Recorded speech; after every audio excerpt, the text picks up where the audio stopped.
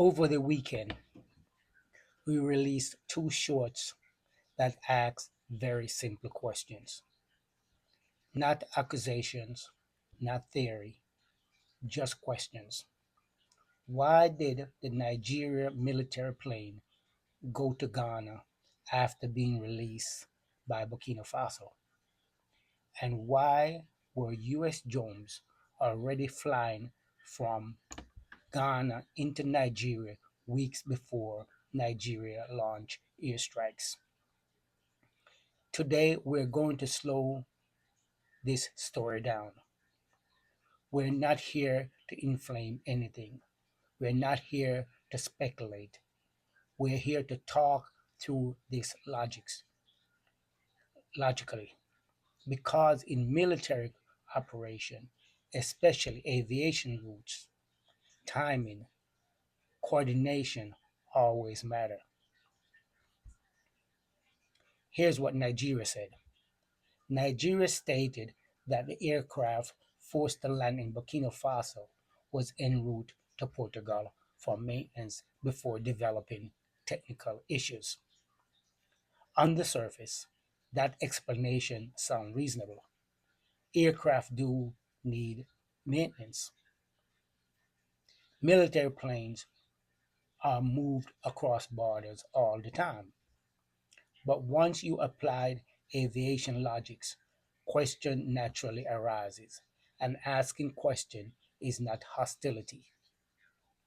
Maintenance flights are planned, destinations are pre-cleared, routes are chosen deliberately. So the first thing we have to examine is the route itself. A direct Nigeria to Portugal flight does not require flying over Burkina Faso. The most efficient and standard route from Nigeria to Portugal follows the Atlantic coast, passing over coastal West Africa and then into the North Atlantic.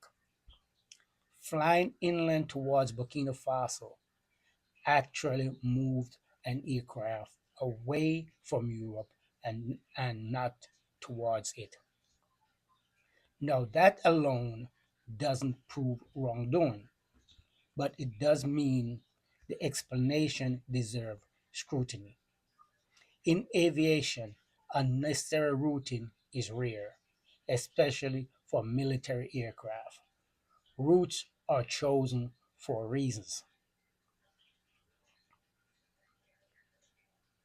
After Burkina Faso releases the aircraft, something important happened.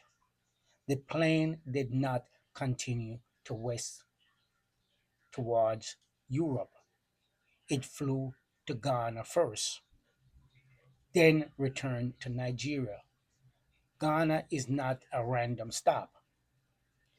It is a Western aligned security partner. It hosts intelligence, logistics, and coordination infrastructure. That stop wasn't about fuel. It created time to brief, time to reassess, and time to reset. Why Ghana matters. Let me pause here for a moment because this is where many people misunderstood how military coordination actually works.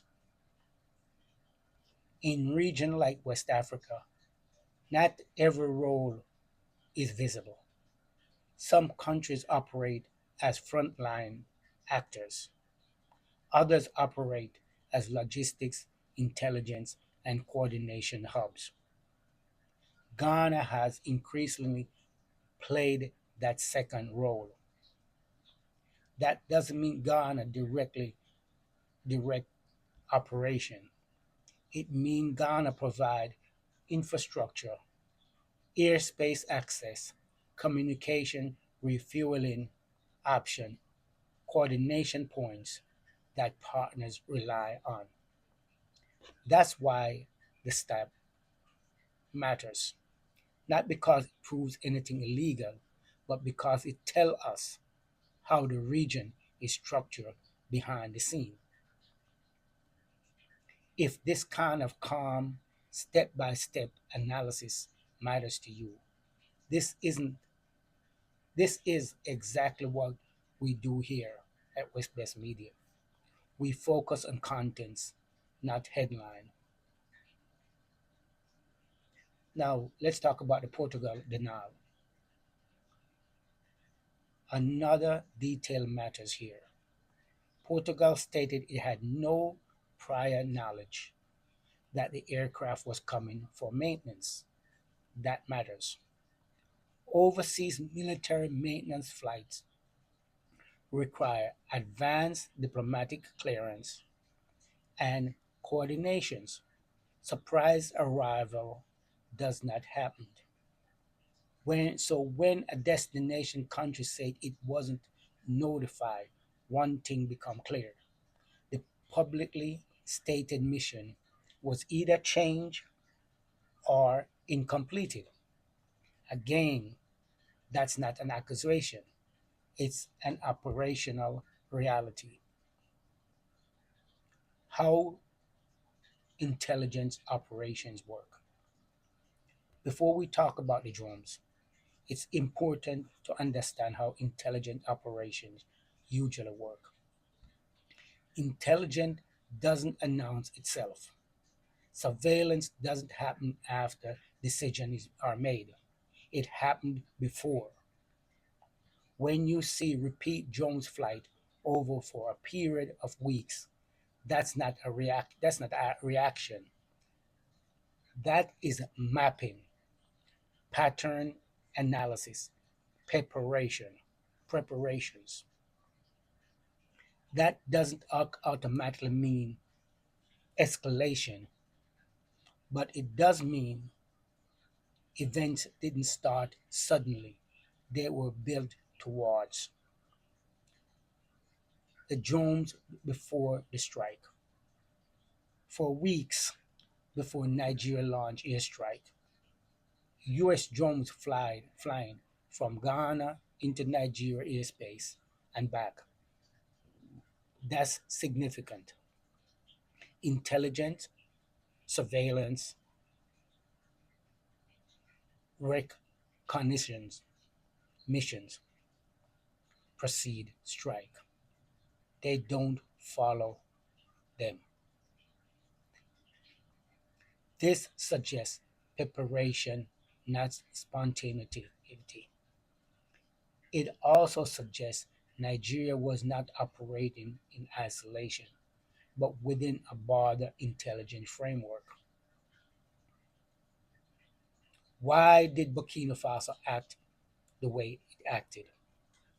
From the AES perspective, this context changed everything. In a region where intelligent activity is increasing, alliances are shifting, airspace enforcement becomes more sensitive, not less. Allowing an unannounced military movement would signal weakness. Detaining the aircraft wasn't provocation, it was clarification. And once clarity was achieved, the aircraft was released. Now, what does this really signal? This story was never about the plane, it was about a region recalibrating quietly and as old security assumption fades. Ghana emerged as a quiet coordination hub. Nigeria operates within a Western Alliance intelligence framework. The AES tightened control of its airspace. What this is what transmission looks like before it becomes obvious.